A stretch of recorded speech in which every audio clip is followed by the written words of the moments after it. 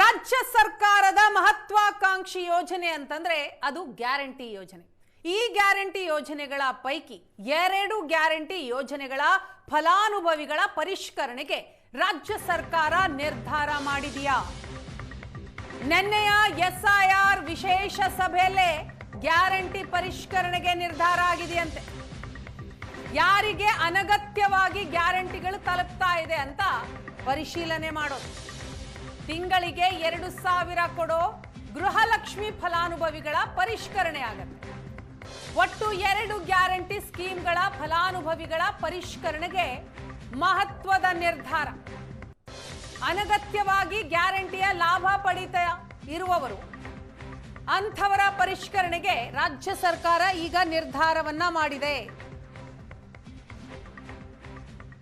2 ಮಹತ್ವಾಕಾಂಕ್ಷಿ ಗ್ಯಾರಂಟಿ ಯೋಜನೆಗಳ ಫಲಾನುಭವಿಗಳ ಪರಿಷ್ಕರಣೆ. ನಿನ್ನೆಯ SIR ವಿಶೇಷ ಸಭೆಯಲ್ಲೇ ಈ ಪರಿಷ್ಕರಣೆಗೆ ನಿರ್ಧಾರ ಆಗಿದೆ. ನಿನ್ನೆಯ ಸಭೆಯಲ್ಲಿ ಈ ಕುರಿತಾಗಿ ವಿಸ್ತೃತವಾಗಿ ಚರ್ಚೆ ನಡೆಯಿತು. ಕೊನೆಯದಾಗಿ ಫಲಾನುಭವಿಗಳ ಪರಿಷ್ಕರಣೆ ಆಗಬೇಕು ಅನ್ನುವಂತಹ ನಿರ್ಧಾರಕ್ಕೆ ಬರಲಾಗಿದೆ.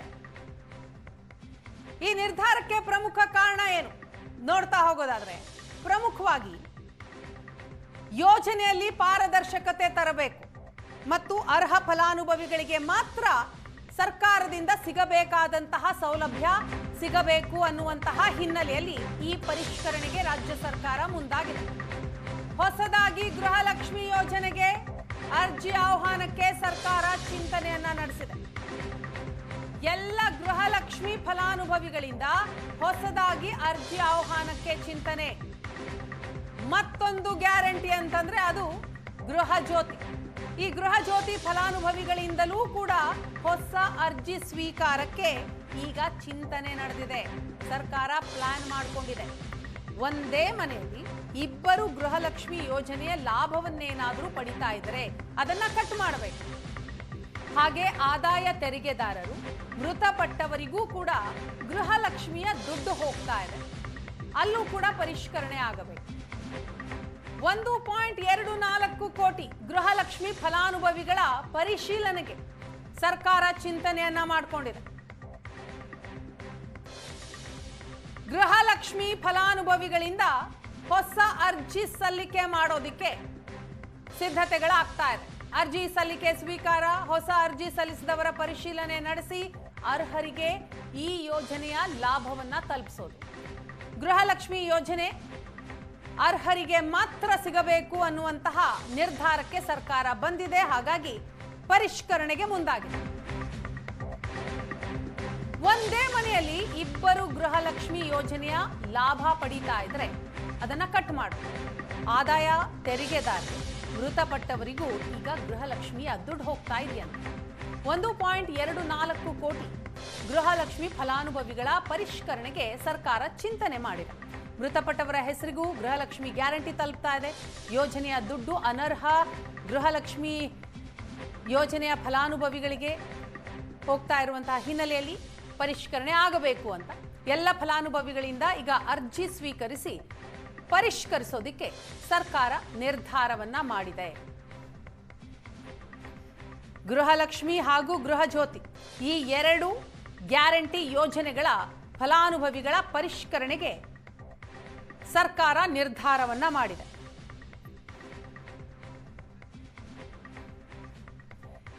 ಈ ಬಗ್ಗೆ ಡೀಟೇಲ್ಸ್ ಕೊಡ್ತಾರೆ ನಮ್ಮ ಪ್ರತಿನಿಧಿ ಸುರೇಶ್. ಇದೀಗ ನಮ್ಮ ಜೊತೆ ಸಂಪರ್ಕದಲ್ಲಿದ್ದಾರೆ. ಸುರೇಶ್, ಯಾವಾಗ ಕಾಂಗ್ರೆಸ್ ಚುನಾವಣೆಯನ್ನ ಗೆಲ್ತೋ ಗ್ಯಾರಂಟಿಗಳನ್ನ ಅನುಷ್ಠಾನಗೊಳಿಸಬೇಕು ಅನ್ನುವಂತಹ ಸಂದರ್ಭದಲ್ಲೇ ಈ ಪ್ರಶ್ನೆ ಮೂಡಿತ್ತು. ಯಾರ್ಯಾರು ಅರ್ಹರಿದ್ದಾರೋ ಅವ್ರಿಗೆ ಮಾತ್ರ ಯೋಜನೆ ತಲುಪಬೇಕು ಅಂತ. ಆದ್ರೆ ಆಗ ಬಹುಶಃ ರಾಜ್ಯ ಸರ್ಕಾರ ತಲೆ ಕೆಡಿಸ್ಕೊಂಡಿರ್ಲಿಲ್ಲ. ಈಗ ಆ ಒಂದು ಚಿಂತನೆ ಮಾಡಿದೆ. ಹಾಗಾದ್ರೆ ಫಲಾನುಭವಿಗಳ ಅರ್ಹತೆ ಪರಿಶೀಲನೆ ಆಗತ್ತೆ ಇನ್ನು ಮುಂದೆ.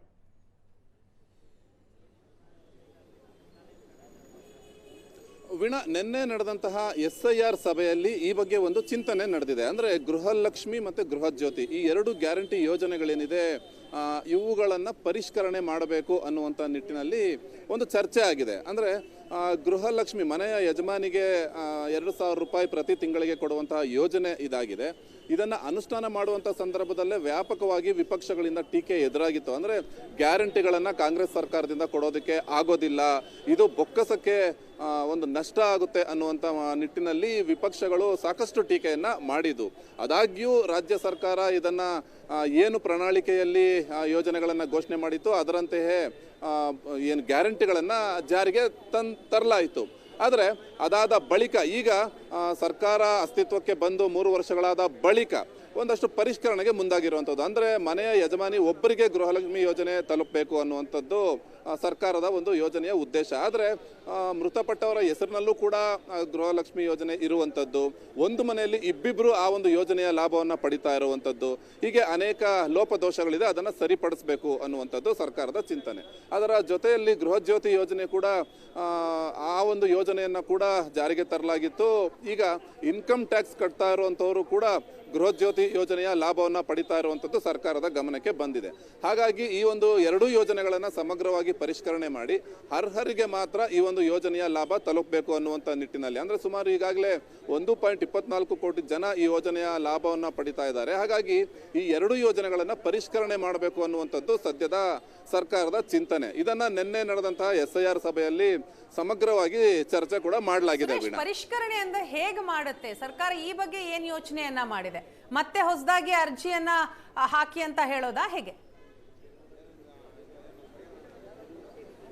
ಒಂದು ಮತ್ತೆ ಹೊಸದಾಗಿ ಅರ್ಜಿಯನ್ನು ತೆಗೆದುಕೊಳ್ಬೇಕು ಅನ್ನುವಂಥ ಒಂದು ಚಿಂತನೆ ಇದೆ. ಆದರೆ ಇದು ಸಾಕಷ್ಟು ದೊಡ್ಡ ಪ್ರಮಾಣದ ಕೆಲಸ ಆಗುತ್ತೆ. ಇದಕ್ಕೆ ಇನ್ನಷ್ಟು ಟೀಕೆಗಳು ಕೂಡ ವ್ಯಕ್ತ ಆಗುವಂಥ ಸಾಧ್ಯತೆ ಇದೆ. ಯಾಕೆ ಅಂತಂದರೆ ಇಡೀ ರಾಜ್ಯದ ಜನ ಮತ್ತೆ ಹೊಸದಾಗಿ ಅರ್ಜಿಯನ್ನು ಹಾಕೋದು ಅಂತಂದರೆ ಅದು ಸಾಮಾನ್ಯ ಅಲ್ಲ, ಸಾಕಷ್ಟು ಕಾಲಾವಕಾಶ ಅದಕ್ಕೆ ಹಿಡಿಯುತ್ತೆ.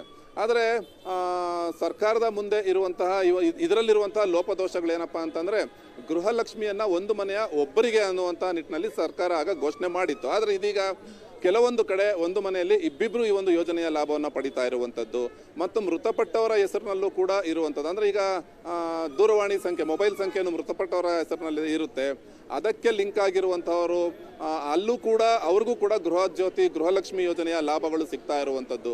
ಇಂತಹ ಸಣ್ಣ ಪುಟ್ಟ ಲೋಪದೋಷಗಳು ಇರುವಂಥ ನಿಟ್ಟಿನಲ್ಲಿ ಅದು ರಾಜ್ಯ ಸರ್ಕಾರದ ಬೊಕ್ಕಸಕ್ಕೆ, ಅಂದರೆ ಗ್ಯಾರಂಟಿ ಅಂದ್ರೇ ಅದು ಬೊಕ್ಕಸಕ್ಕೆ ಹೊರೆ, ಅದರಲ್ಲೂ ಕೂಡ ಇಂತಹ ಲೋಪದೋಷಗಳು ಇದ್ದರೆ ಅದು 2 ರೀತಿಯ ಹೊರೆ ಆಗುವಂಥ ಸಾಧ್ಯತೆ ಇರೋದ್ರಿಂದ ಅದನ್ನು ಪರಿಷ್ಕರಣೆ ಮಾಡೋದಕ್ಕೆ ಸರ್ಕಾರ ಇದೀಗ ಮುಂದಾಗಿರುವಂಥದ್ದು. ವೀಣಾ, ಎಸ್, ಈಗ ಸರ್ಕಾರದ ಈ ಚಿಂತನೆಗೆ ಸಾರ್ವಜನಿಕ ವಲಯದಲ್ಲಿ ಯಾವ ರೀತಿ ಅಭಿಪ್ರಾಯಗಳು ವ್ಯಕ್ತವಾಗ್ತಾ ಇದೆ ಸುರೇಶ್? ಇದು ಕೂಡ ಬಹಳ ಮುಖ್ಯ ಆಗುತ್ತೆ. ಆರಂಭದಲ್ಲಿ ನಿನ್ಗೂ ಫ್ರೀ ಅವನಿಗೂ ಫ್ರೀ ಅಂತ ಹೇಳಿದಂತಹ ಸರ್ಕಾರ ಈಗ ನೋಡಿದ್ರೆ ಈ ರೀತಿಯ ಕ್ರಮಕ್ಕೆ ಮುಂದಾಗ್ತಾ ಇರುವಂತಹ ಹಿನ್ನೆಲೆಯಲ್ಲಿ ಸಾರ್ವಜನಿಕರ ಅಭಿಪ್ರಾಯವೂ ಕೂಡ ಮುಖ್ಯ ಆಗುತ್ತೆ. ಖಂಡಿತ ವೀಣಾ, ಈಗ ಇಂತಹ ಯೋಜನೆಗಳನ್ನು ಘೋಷಣೆ ಮಾಡಿದಂಥ ಸಂದರ್ಭದಲ್ಲಿ ಸಾರ್ವಜನಿಕರು, ಮತದಾರರು ಮೊದಲು ಯೋಚನೆ ಮಾಡುವಂಥದ್ದು ಸುಲಭವಾಗಿ ನಮಗೆ ಈ ಒಂದು ಯೋಜನೆ ಲಾಭ ಸಿಗುತ್ತೆ, ನಮ್ಮ ಮನೆಗೆ ತಿಂಗಳಿಗೆ 2,000 ಆರಾಮಾಗಿ ಬಂದು ಬೀಳುತ್ತೆ ಅನ್ನುವಂಥ ನಿಟ್ಟಿನಲ್ಲಿ ಅವರು ಯೋಚನೆ ಮಾಡ್ತಾರೆ. ಆದರೆ ಅದಾದ ಬಳಿಕ ಯೋಜನೆಯನ್ನು ಜಾರಿಗೊಳಿಸುವಂಥ ಸಂದರ್ಭದಲ್ಲಿ ಅದಕ್ಕೆ ಅರ್ಜಿ ಹಾಕಬೇಕು, ಅಪ್ಲಿಕೇಶನ್ ಹಾಕಬೇಕು, ಮೊಬೈಲ್ ನಂಬರ್ ಲಿಂಕ್ ಮಾಡಬೇಕು, ಮನೆಯಲ್ಲಿ ಒಬ್ಬರಿಗೆ ಮಾತ್ರ ಇಂಥದ್ದೊಂದು ಯೋಜನೆಯ ಲಾಭ ಸಿಗುತ್ತೆ ಅನ್ನುವಂಥ ಒಂದಷ್ಟು ರೂಲ್ಸ್ ಎದುರಾಗ್ತವೆ. ಅದಾದ ಬಳಿಕ ಇದೀಗ ಮತ್ತೊಮ್ಮೆ ಇಡೀ ರಾಜ್ಯದ ಜನ ಮತ್ತೊಮ್ಮೆ ಅರ್ಜಿಯನ್ನು ಸಲ್ಲಿಸಬೇಕು ಅಂತಂದರೆ ಖಂಡಿತವಾಗ್ಲೂ ಕೂಡ ಅದು ಒಂದು ಲಾಂಗ್ ಪ್ರೋಸೆಸ್. ಹಾಗಾಗಿ ಮತ್ತೊಮ್ಮೆ ಅದರ ಸಾರ್ವಜನಿಕರಿಂದಲೂ ಕೂಡ ಟೀಕೆಗೆ ಒಳಗಾಗೋದು ತಪ್ಪಿಲ್ಲ.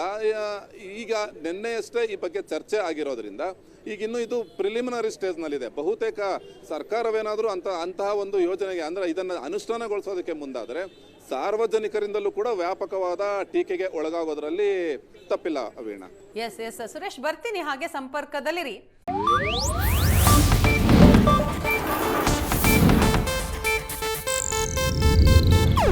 ಇದು ಏಷ್ಯಾನೆಟ್ ನ್ಯೂಸ್ ನೆಟ್ವರ್ಕ್ ಪ್ರಸ್ತುತಿ.